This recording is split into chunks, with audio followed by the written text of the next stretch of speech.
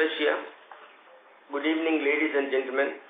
I extend warm welcome for this investors conference call to review the audited financial results of Q4FY23 and also FY23 as a full year. Along with me here as our Shantilata, General Manager Finance and Accounts, Mr. D.V. Satyanarayana, CFO of Avanti Frozen, and Lakshmi Sharma, Company Secretary.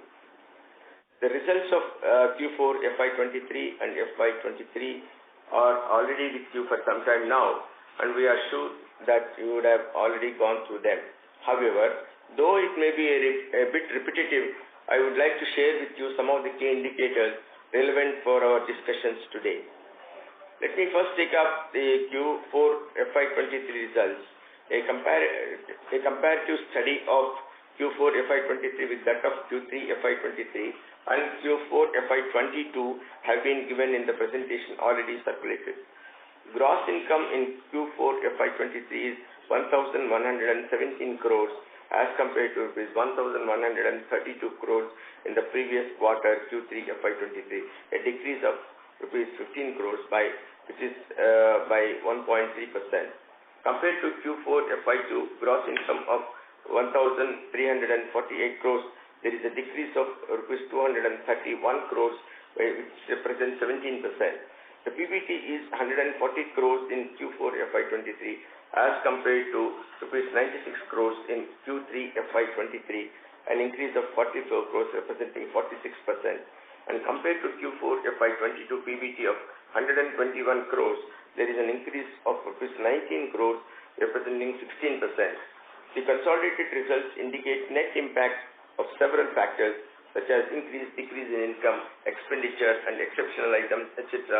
relating to feed and frozen divisions, which have been discussed in the following divisional performance units separately. Let me first take up the standalone financial results of feed division, feed and processing division later on. Feed division, let me say Q4FY23 results. The gross income for the Q4FY23 is Rs 875 crores as compared to 878 crores in the previous quarter Q3FY23, a decrease of Rs 3 crores mainly due to decrease in quantity of feed sales. The gross income in Q4FY23 decreased to Rs 875 crores from Rs 1,050 crores in the corresponding quarter of Q4FY22, decreased by 175 crores representing 17% due to decrease in sales quantity by 29,895 metric tons. The PBT for the Q4FY23 is Rs 107 crores as compared to Rs 70 crores in Q3FY23, an increase of Rs 37 crores by representing 53%. Mainly due to stabilization of prices of major raw materials and marginal increase in sales realization. The feed sales reduced to 1,03,376 metric tons in Q4FY23 as compared to 1,06,313 metric tons in Q3FY23. The PBT in Q4FY23 has increased by Rs 5 crores from 102 crores in Q4FY22, representing 5%. As you know, the cost of raw materials constitutes major share of cost of feed production, particularly fish meal, soya bean meal and wheat flour. The average raw material cost in terms of percentage over feed sale price was 80.63 in Q4FY23 as compared to 84.36% in Q4FY22 and 83.61 in Q3FY23, indicating a marginal decrease by about 3.73% as compared to Q4FY22 and 2.98% in Q3FY23. It may be observed that significant contributing factor for increase in margin is due to increase in operational profit from 116.93 crores in Q4FY22 to 133.49 crores during Q4, an increase of 16.56 crores mainly due to stabilization of raw material prices. The average cost takes into account volatility of major raw materials like fish meal, soybean meal, and wheat flour, sometimes increase and sometimes it's increase and decrease during the respective quarters. The present rate of fish meal, soybean meal, and wheat flour are 130 rupees per kg, 57 rupees per kg soybean, and 28 rupees per kg wheat flour. Let me just deal with each one of them. The first, let me take up the fish meal. The export of fish meal from India to countries like China, Taiwan, Vietnam has gone up steeply over the past 8 to 10 months, creating shortage in fish meal from domestic consumption. The spurt in demand for export is due to increase in import of fish meal from India by China, Taiwan, and Vietnam. And also shortage of fish meal in Chile and Peru. They are really the largest producers of fish meal in the world. Added to this, the Indian rupee has been depreciating against USD, giving a higher sales realization to Indian exporters. The exports are incentivized by duty drawback of 3% on FOB value and at 3.10% of ROD TEP. The fish meal production in India is about 3.75 to 4 lakh metric ton per annum, and shrimp feed industry consumes about 3 lakh metric tons per annum for feed production, which represents about 75 to 80% of fish meal which is required for feed production. With the present trend of exports demand, almost 3 to 3.5 lakhs metric ton per annum are likely to be exported. This is of great disadvantage to the domestic consumers of fish meal, creating shortage and pushing up the domestic prices of fish meal. To mitigate this hardship, the government of India is being approached to initiate measures to safeguard the domestic shrimp feed manufacturers in the interest of shrimp exports, earning valuable foreign exchange by export of value-added shrimps. In this context, it is pertinent to mention that the recent budgetary decrease of customs duty on import of fish meal at 5% from 15 is not significant and advantage to the domestic consumers. The price of soybean meal has been going up and down with marginal variation thereby, and on average the soybean meal price has been stable. However, in the case of wheat flour, the prices have been on a decreasing trend, with the price being stable at around 27-28 per kg from 33 rupees per kg earlier. To sum up, I would like to share with you that the prices of these raw materials, along with related products like fish oil, soya, lecithin, keep changing from time to time depending upon the seasonality, production, global trends, which has direct impact on the raw material cost of the feed beyond the company's control. Now let me give a brief of shrimp processing division. Q4FY23 results. The gross income for Q4FY23 is 245 crores as compared to 256 crores in Q3FY23, a decrease by 11 crores representing 4.3, mainly due to the decrease in average sales realization by $0.68 per kg.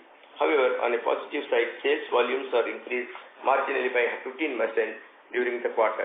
The gross income in Q4FY23 decreased to 245 crores from 300 crores during Q4FY22, a decrease of 55 crores representing 18% year-on-year basis. The sales volume during Q4FY23 decreased to 2,880 metric tons from 3,559 metric tons in Q4FY22, a decrease by 679 metric tons. The average realization of sales also went down by 0.60 per kg, resulting in decrease in gross income. Added to this, the incentive of RODTP income from the period January 21 to December 21 was accounted for in Q4FY22, increasing the previous year's income. For comparative purposes, the PBT before exceptional items for the quarter Q4FY23 is rupees 38 crores as compared to 30 crores in Q3FY23, increased by 8 crores, mainly due to decrease in ocean freight charges and increase in average USD INR conversion rate by about rupees 1.52 per dollar. The PBT in Q4FY23 is rupees 38 crores, increased from 21 crores in the corresponding quarter of Q4FY22. Now let me give a brief of provision for recall expenses in the financial statements. The company has not made any additional provision for recall expenses in Q4FY23 since full provision has been made in the financial statements till 31st December 22 against the total claims received from the buyer. Status of the product recall is value of claims received and charged to profit and loss account by the 35.62 crores. Amounts of claims settled up to 31st March 23 is 32.57 crores and balance claims in the process of settlement is about 3.05 crores.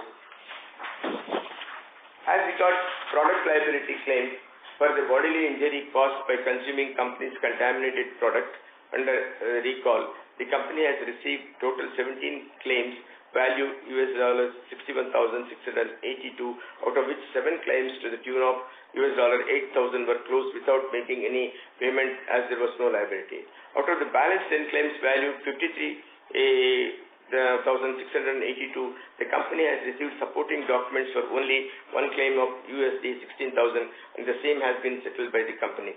The company is yet to receive the supporting documents for the balance 9 claims valued $37,682.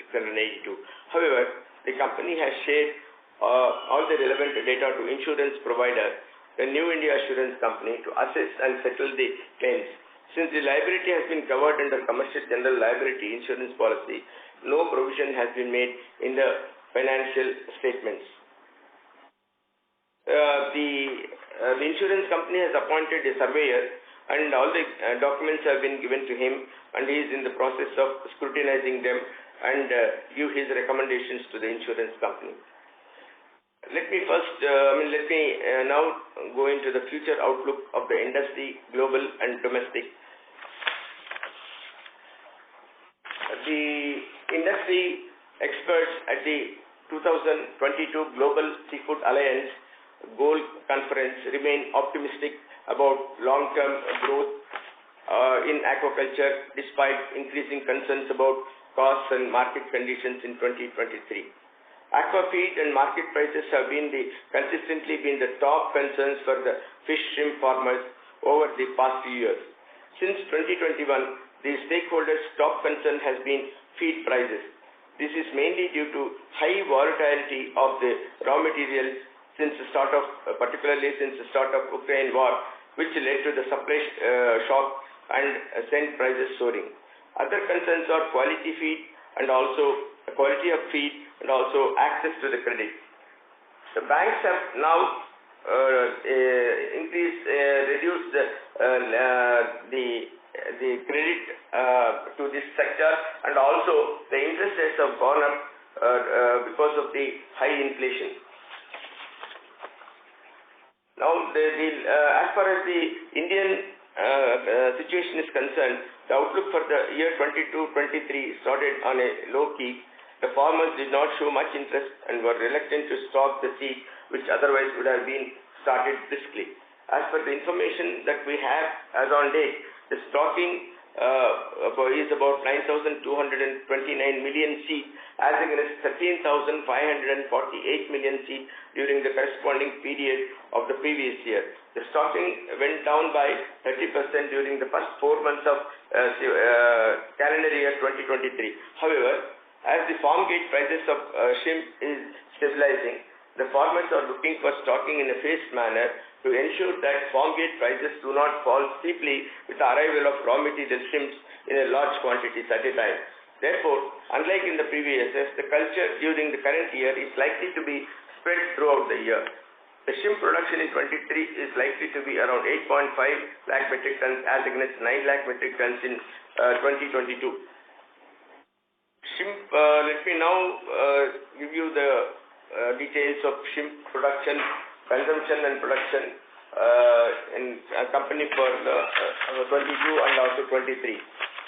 Shrimp feed consumption, the company's feed sales during the previous year previous financial year 22 was about 5.41 lakh metric tons as compared to 4.73 lakh metric tons in FY21.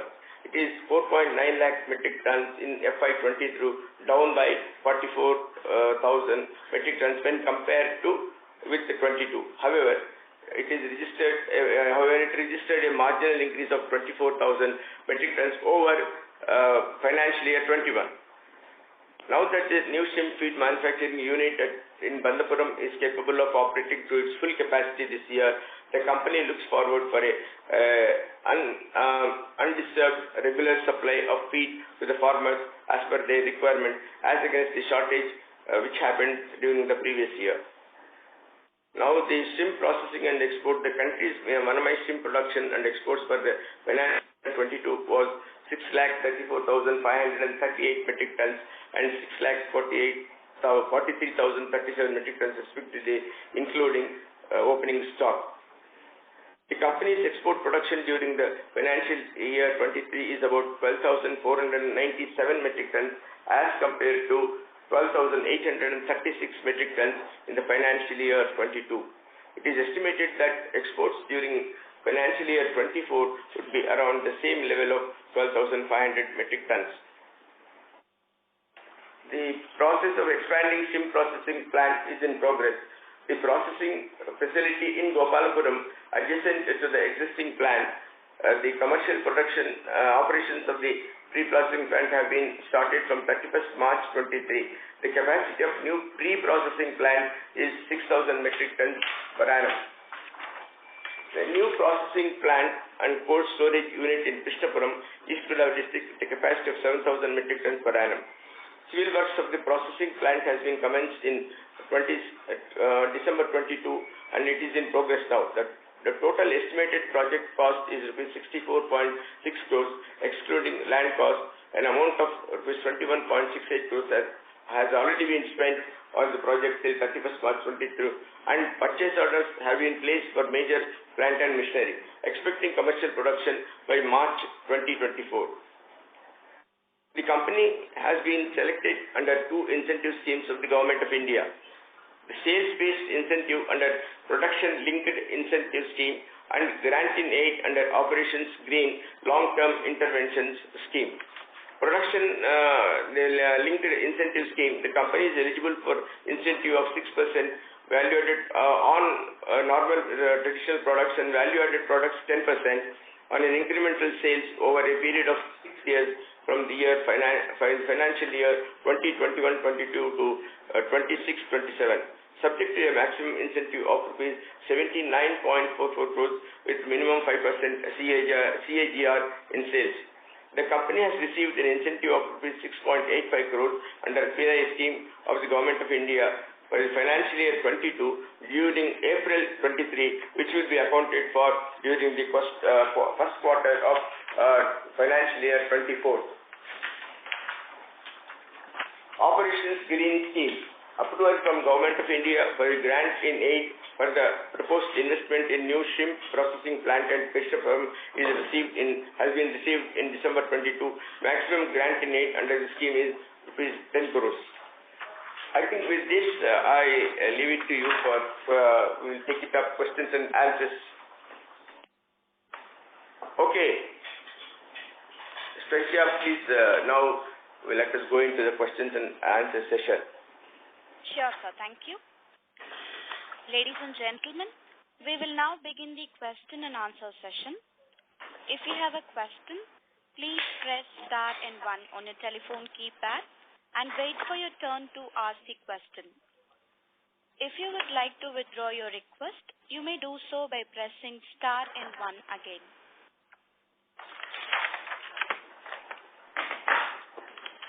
Ladies and gentlemen, if you have any question, please press star and 1 on your telephone keypad.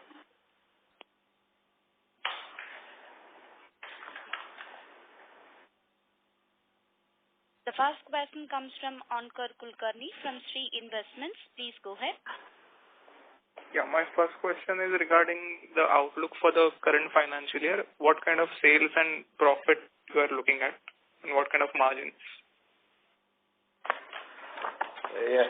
See, we are actually targeting to maintain the same level, but however, as it stands today, it appears to be the maybe a variance about 10% would be their downside. So if we can achieve that, that would be a real good achievement, because as it stands today, we have a shortfall by about 28,000 metric tons, and we hope to make it up in the coming months. As the positive side is that the farmers are now going for stockings in a phased manner, and we are confident that we should be able to meet the target, maybe with a variance of 10 to 15% down over the last year. I think under the circumstances, if you look at the overall industry, the feed has almost dropped in the first 4 months, 5 months, is down by about 25 to 30%. So whereas ours was not that much, it was only about 10% or so. So we hope to make it up in the coming months, and targeting to reach the last year's sales with a variance of about 7% downside. So you are expecting a revenue to be flattish or yes, down by 10%? It will be flattish. It will be flattish, and of course, as you know that the prices, there are 3 products which has been explaining almost every the conference in call, that the 3 items like fish meal, the wheat flour, and soybean meal. See, there is fish meal is something which is giving a kind of real concern to us, because the export market is very, very encouraging for the fish meal producers, and there is no mechanism by which that can be addressed, so that the domestic domestic fish meal consumers or interest is taken care of. We have represented to the government and saying that because the nearly 80%, 70 to 80% of the total production of about 4 lakh tons is being consumed by the domestic market, and if they 75% they export, assuming that 4 lakh tons is the total production of fish meal in the country, the export is estimated to be about 3 lakh tons. So virtually about 75% is going out. So that is causing real concern to us. And that's the reason why the prices are also going up. See, there are 2 hopes that we are looking for. One is that the production in Chile and Peru. Peru is the most important country which is exporting fish meal. There has not been much production there because of so many reasons. Because a lot of juvenile fish coming up there. The production has come down drastically in the last couple of years, and till now they have not announced their yearly quota. We are expecting sometime in the June first week they are going for, what they do is they'll just assess what is the potential of the fish that is available in the coastline, and also how much they can produce, and the quota is fixed. That process has not been taken up so far. Normally it is taken up quite early, but this year it has not happened. 2 times they went and came back, and 3rd time they are going, and they have gone now, and by June first week we are expecting some information about that. If they are positive and about the availability of fish in Peru, then we hope that the global prices of the fish meal will stabilize. So because as against what is the local price of 125 to 130 rupees per kg, they are getting about 160 rupees, 170 rupees they are getting. So the fish meal producers in India are preferring to export. That is one thing we have represented to them, to do some regulation either in quantity wise or by other monetary restrictions like withdrawing the incentives like duty drawback and this RODTP. But as we know, the government, it is not so easy to get, because it is getting foreign exchange also. So, but we are making our best efforts to this side. As far as the other 2 products are concerned, we are more positive on them because of the seasonality. Because in the soybean meal crop comes in the October. The recent information that this year they are going to get good crop of soybean meal also. And once in October we start getting the fresh seed, soybean, I think the prices will likely to be more or less the same with a variance of 5 to 10%. And wheat flour also is come down, and this crop is also going to be record production. That's what I read the information that this year also the crop is going to be good, which will come around March 24. So these two products, if we can really get some advantage in the price front, we should be able to post better results.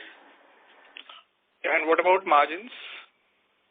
Margins, that all depends on the, again the price raw material, which if the prices are likely to be here at the same level, we should be able to get about 8%, 7 to 8%, we should be able to make it, provided the prices keep at this level. So we have to sit fingers crossed how is it going to happen, because fish meal ban is started, fishing ban has started, is going to start from tomorrow in the West Coast. So West Coast gives almost 60% of the country's production, and East Coast is opening up on 15th June. East Coast it is over, so we'll have to see how much catches that we are getting it from the East Coast, and if the production is good, I think the prices should not go up. On the other hand, it should come down a little bit. That all depends upon how these raw materials behave. Okay, so around 8% EBITDA margins you are talking about, or PAT margins? No, EBITDA. Yes. EBITDA margins of... PAT. PAT margins of 8%, right? About 7 to 8%. 7 to 8%. As in this year. Okay, because the quarterly rate of PAT margins is around 9% and the yearly rate is around 6%. Yeah, we are expecting in between both of those. Okay, so around 7-8%. If you look at the yearly performance of FY22 and 23, slightly better, though the prices, the volume has come down, we have been able to maintain the profitability slightly more or less than better results overall. With that's what if you look at the 23 FY and FY22 comparatively. Okay. The second question is on. I mean, this question has been asked to you for several times now, and now you have more than 1,000 crores of cash. So, I mean, what you want to do with that? You have already explained several times that around 400-500 crores is for working capital, but now that we're expecting around flattish sales, and then even if you adjust that, still you will be left with around 400-500 crores. And supplement to that question is that your profitability has increased by 25% this year as compared to last year, but you haven't increased the dividend payout. Even that you have 1,000 crores of cash and improved profitability and good cash flow. So, I mean, what's the reason for that, and how you are looking to deploy that 1,000 crore? You see, we have been actually again and again we're saying that there are two reasons for that. One is that we are not able to really zero on any particular project which we can really invest, but now we have got more clarity on the fish feed and also the pet food. So the fish feed, we are working on that, and we should be able to come out with some work capex and all before the end of this financial year, maybe end of this year. We should be able to give you a clarity on the fish feed, what is going to be the capacity, because there are so many varieties of feed, fish feed which we are going to take up, and what is the market situation and all. Will come out some capex which depending upon the requirement, we will be able to give the clarity on the fish feed. As far as the pet food like dog food and cat food, we are working on it. Of course, India doesn't have much demand for cat food, but definitely dog feed has got a very good market, and we are working on that. And we have the technology also available with us. With the Thai Union has already there in Bangkok making this product, Thailand. So we have already have a tie-up with them for this getting the technology of this.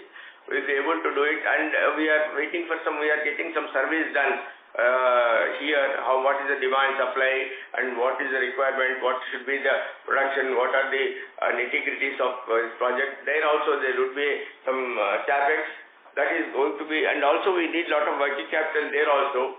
So as we've been explaining that the borrowing the working capital from the bank is going to be very expensive, and it's almost like 12%, 13% is the interest rates that they're charging, whereas we are getting about 7%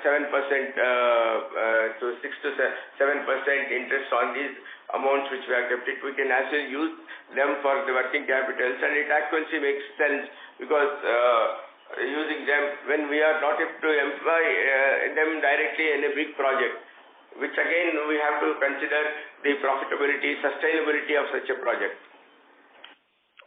So is there any concrete plan regarding this fish feed capacities which are going to come up? Yes, we are working on that. We should be able to come out with some clarity by end of this year, because both dog feed and pet food and as well as this thing, we should be able to submit clarity. Fish feed is our first priority. We are working on that. So the other also we are working equally to do the survey. That is most important. Fish feed we have already this one data because gradually the fish culture the farmers are preferring floating feed. So there is a demand for floating feed is increasing. So so far we have not been the demand for floating feed has not been much. But now it is really growing up. So I think this should give us very clarity as to the total requirement. And as I told you, we should be able to come with more information on this future investment and revenues and all projections by end of this year. End of this calendar year, right? Yeah, calendar year. I'm right. Yeah, calendar year. Okay, and can you just explain what's the size of opportunity is in this fish feed market? That's what I see. India is one of the largest producer of fish and consumer of fish also. Naturally, there's plenty of opportunity of increasing the production. Now, traditional methods you don't get so much fish. Once you get the formulated feed used in the fish culture also, definitely they get the yield will be higher, the cost will be lower, and it will be advantageous for the consumers and also to the producers. Just like the way you are saying that the shrimp feed is around 8.5 lakh tons, what kind of market is this fish feed? And what are the margins in that? Here we have to have the two large the areas. One is the domestic, the local feed that is being used by the farmers, and the formulated feeds like floating feed that is being used by the other set of farmers. So gradually we are seeing that the traditional feed users, farmers they are converting it to floating feed because they are finding advantage in this. So like that, we have to see not only that we should demand creation is also one of the objects of the company, so that the overall production increases. Those figures we cannot right away share with you because it is still under process. Once it comes, definitely along with our project details, we'll come with all those details. So I'm not asking about company specific plan. I was just wanting to know what is the size of opportunity, what kind of market it is. That's what I'm saying. The market is now very difficult to say because we have both together. See, both that together, we don't know we have to do the feed consumption, fish feed consumption by the farmers directly by themselves, not going for floating feed. I think Venkat Sanjeev, hello, is on the line? Yeah, I'm on the line. Ernie. If you would like to add something on this matter which we are doing, so this is what we are facing, that we are trying to first ascertain how much demand for the floating feed, because gradually some of the farmers are also going for floating feed. We have a better opportunities of increasing the total capacity of consumption of floating feed in India. That's what we are projecting. Okay, so then what? Yeah, please go ahead. What we're looking for is right now is not so for fish feed. We don't want to do the very cheap feed, which is called for white fungus. We mostly want to concentrate on the higher value of fish like barramundi. But right now the culture is very sporadic all over India, so the data is not really accurate because the farmers don't go for stocking of the barramundi continuously because they go for other fishes in between.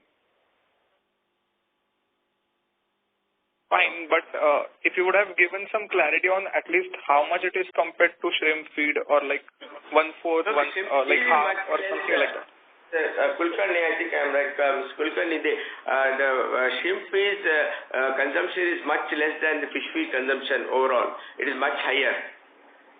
Shrimp feed is quite higher compared to the fish feed. See, and also we are asking a time till the year end because we are also doing a survey of it before we start up. What are the numbers to look at? Okay, so you are stating that this fish feed market is higher than the shrimp feed market, right? Definitely. But okay. Yeah, price-wise it will be lesser. It will be price-wise lesser, but volume-wise it's more. Volume-wise it is more. So margins will be lesser in this business, but volume will be higher. All these questions can be answered only we start. As Mr. Venkat Sanjeev said, there are different types of species, value-added species which we have to see. The price depends upon the type of species which we are going to recommend or the feed that we are going to manufacture. All these details, I think you'll have to wait for another 6 months. We should be able to come with more clarity on that. Okay, and this is for the domestic market or this is also for the international market? I think, we are... Venkat Sanjeev, please go ahead. I think initially we'll do it for the domestic market, but again, Bangladesh is one of the biggest markets for fish, so we might start importing it after a few years after we stabilize in the Indian market. Can you have any collaborations with for this already? Technical collaboration for what? For manufacturing of fish feed, just like the way you have with for shrimp feed. We have collaboration with Thai Union. We have collaboration. I mentioned that in my earlier introduction. I said we have tie-up with them already. Okay, even for fish feed, right? Yes, absolutely. Okay, all right. Thank you very much. Thank you. I request the participants to ask 2 questions in the initial round and join back the queue for more questions. Next question comes from Aman Madresha from Augmenta Research. Please go ahead. Hi, sir. Thanks for the opportunity. Sir, could you please highlight what's happening in the Ecuador market, because month on month we are seeing that the export volumes of Ecuador are continuously increasing, whereas the Indian exports are not going well. So how is the Ecuador market shaping up and how is the consumption going in the US market from the shrimp exports? Some highlight on that. Yeah, Ecuador is really a real challenge for us to really compete with them because the volume-wise they are much higher. But however, we have the advantage of more value-added products, and because of the proximity of the market, US market, they are supplying them. And another reason was that China was not importing. Now that China has opened up, and the US market prefers value-added products, because that was the time when really we were passing through the very tough period of Corona and after effects of Corona. So the COVID, that's reason why they had a lot of production in Ecuador that they just supplied to US market. Earlier they were mostly supplying to Chinese market. So suddenly they came, and because of closure of the Chinese market, they stopped the imports because of this COVID. So the Ecuador found the market there, but now I think the things will more settle, and we have always the advantage of value-added products. which we are definitely in a better position as of now to produce value-added products compared to Ecuador. That it looks like that there are not many companies and not much of technology involved and all, whereas we have all the Southeast Asian countries have this advantage as of now. So this is advantage has to be taken by the Indian processes, but of course particularly Avanti Feeds, we are really focusing more on value-added products like breaded shrimps, the skewers and shrimp rings and all. So these products will definitely have a better margin. And also we have got equipment, we are going for expansion as also with making more focus on this so that our total volume, the percentage of value-added products should be more. It's what our target. So once we get that, you get better margin, and also you have a specific markets preferring for the, and also we are we are now alternate market we are looking for. Japan is now, we are exporting to Japan. Japan is a good market now. We have found, the new market that we have started supply to. And also we are supplying to Korea. These are the markets which, of course, China is also we started. Unlike earlier times when the China payments were not coming in time, now they are more prompt in payments, their banks. So this is a positive development, and I think these are all the other markets we can always explore, and we are exploring, and we have found new customers in Japan, Korea, and also China.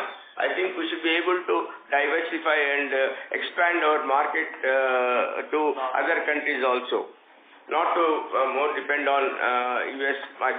Definitely, US is the biggest consumer, and also is in our exports also they are they form the highest percentage of our exports. So, sir, are you expecting the things to settle down on the shrimp export side for this current year, or we are not expecting things to settle down for this year at least? See, let me tell you, sir, this year is definitely a challenging year. See, we have already past 5 months in the financial year.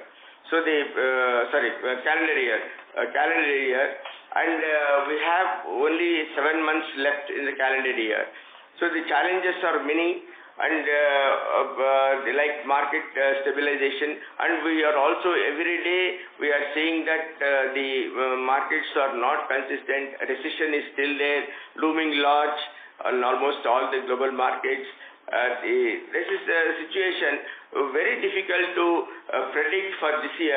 Maybe we can rather confidently estimate for 24-25 would be much better year than looking at the current year. Current year is going to be a challenge for everyone, for whether it is aquaculture industry or any other industry. 23-24 would be definitely a challenging year, sir. So, sir, for example, as we are telling that Ecuador is a major exporter to China and now it is exporting to US. So, what makes you confident that it will shift that this can't be a permanent loss of market share, right, from India?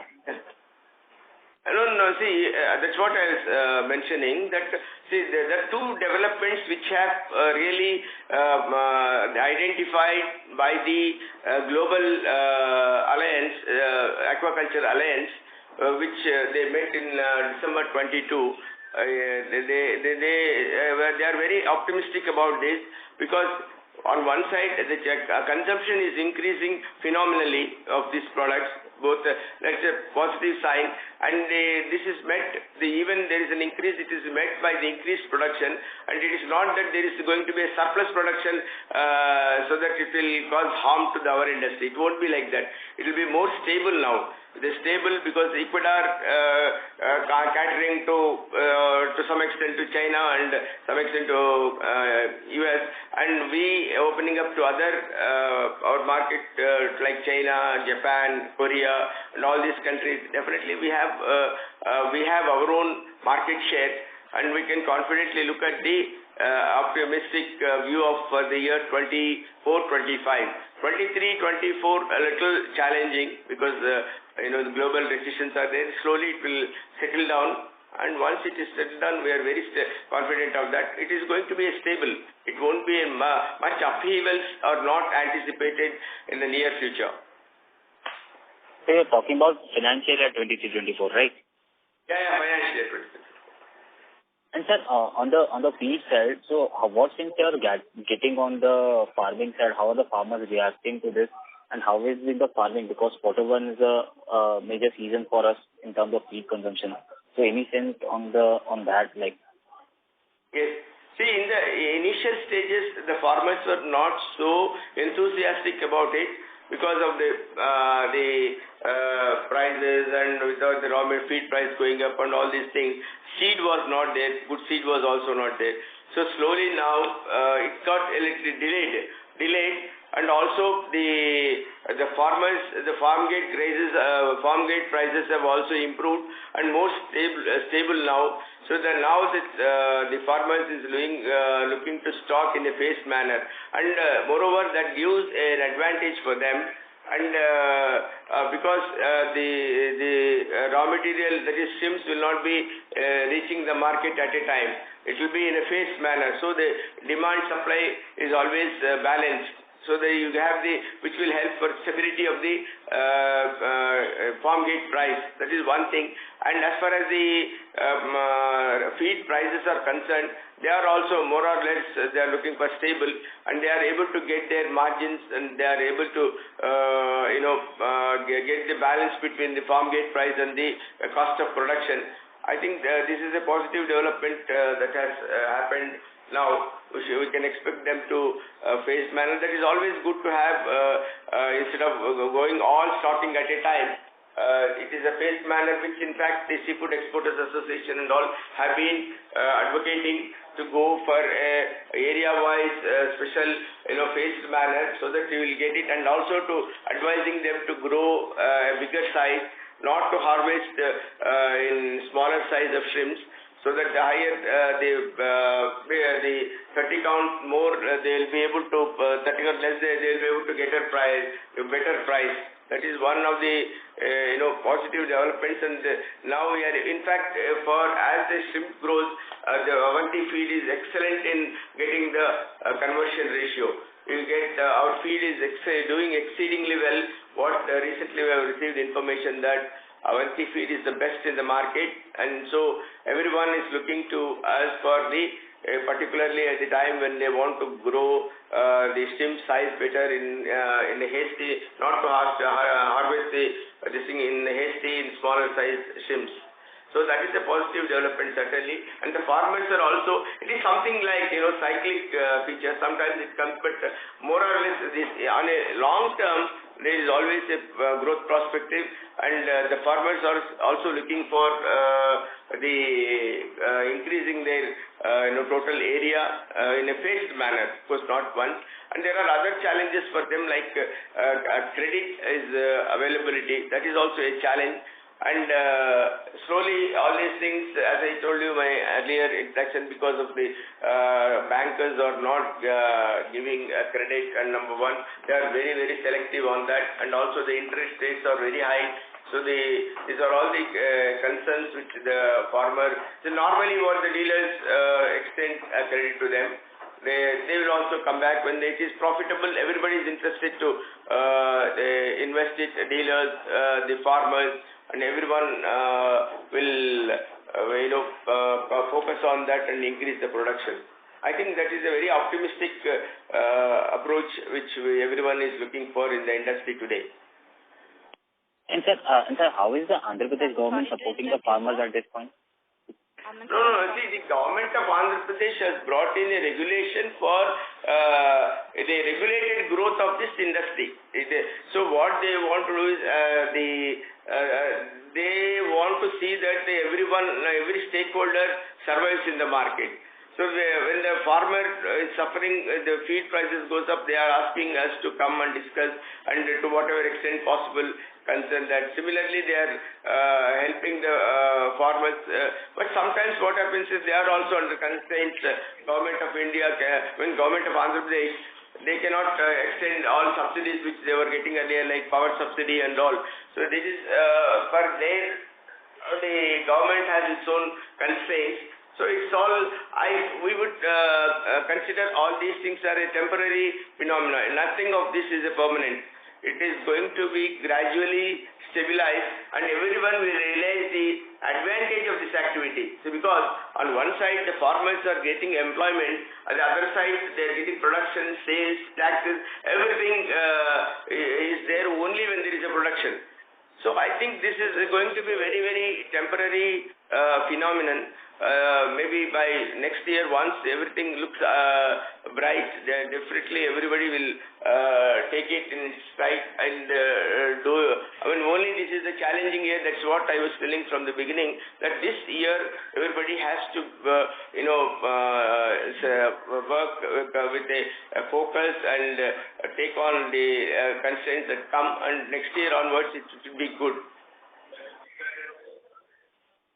Okay, thank you. I'll get back in the queue. Thank you. Next question comes from Gun Singh from Counter Finance PMS. Please go ahead. Hi, sir. Am I audible? Yes, sir. Please go ahead. Yeah. So I just want to understand what has driven our margins up in this quarter, even though our overall sales have gone down. And you mentioned that fish meat prices are also near all-time high levels. Can you tell us, repeat the question, please? Yeah, am I audible now? Yes. Now better, yes. Yeah, so I just want to understand, firstly, how our margins have driven up this quarter, even though overall sales volumes have gone down. And you also mentioned that fish feed prices are like nearing the all-time high levels. So, I mean, what has driven up the margins this quarter? Which quarter? This quarter means Q4. Q4, yeah. Raw material price. Yeah, but the raw material prices have stabilized now in that particular and also better inventory management and planning. Okay, but you mentioned that fish meal, which is one of the main raw materials, that has been going up now.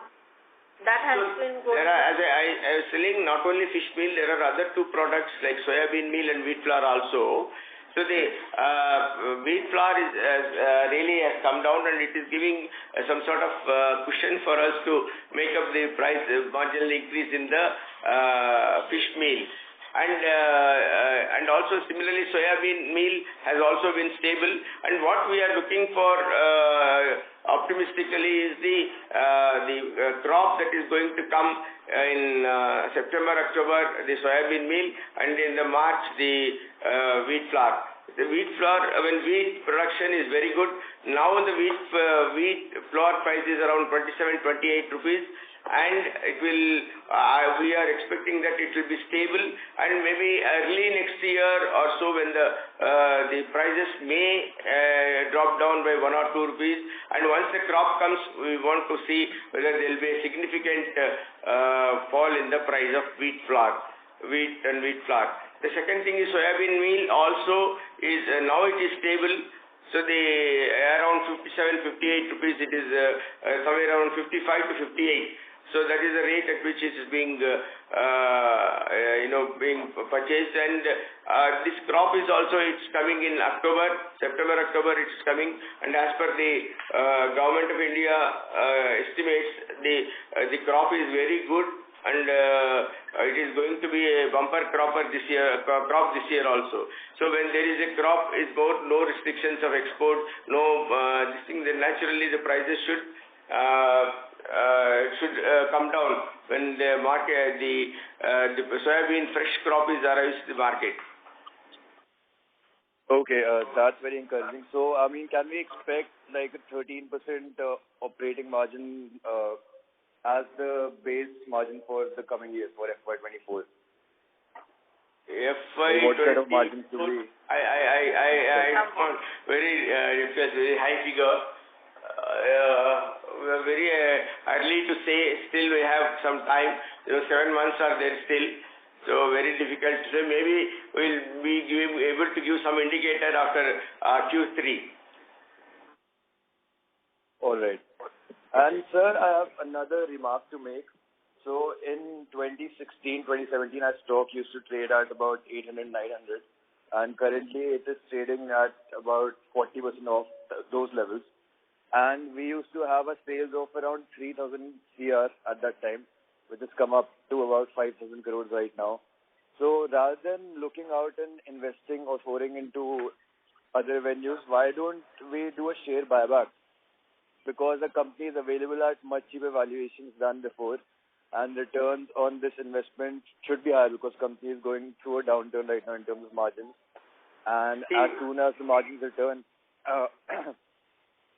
I mean, company has very cheap valuations currently as compared to historical levels. So why don't you consider doing a buyback, considering that we also have surplus cash on the books? Our board considers that buyback is not the a way for at this stage, at this juncture when the economy is like this. So when we want money, we want to go for expansion. It is not that we are keeping quiet, not thinking of expansions and growing. It is there. But you know that how the last 4-5 years has been. Economically, it was so volatile, uncertainty, recession, inflation, whatnot. Everything has happened in this 4 years. How does a company management can take a decision about investing in large sum in an industry? So it is always necessary that we have the proper decision while making the capex. And moreover, see, in a company, in an industry or an activity like this, you need more of working capital rather than a capex. So the working capital acts like a continuous capital. In fact, if you look at the figures, it goes, whatever we are, see, as the operation goes, you know that we have another Bandapuram plant which has come up. That needs more working capital. So even 1,000 or 1,500 crores which we have, if you require 700 to 800 crores, in the balance we are looking for some project investment.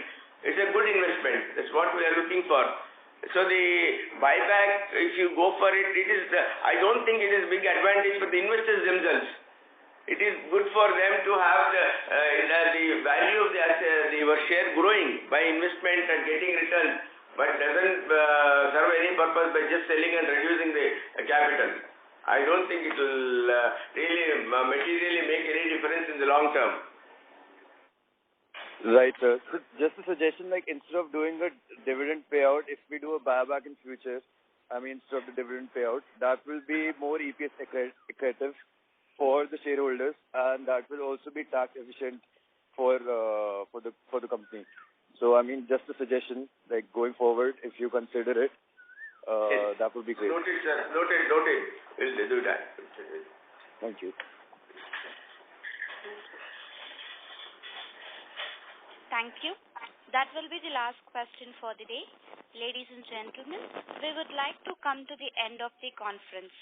We appreciate the interest from the investors and analysts for the participation. Thank you. And if you need any further information, you may connect with Ms. Lakshmi Sharma of Avanti Feeds Limited at investors@avantifeeds.com. Thank you for your participation and for using Doorsabha's conference call service. You may disconnect your lines now. Thank you and have a good day, everyone.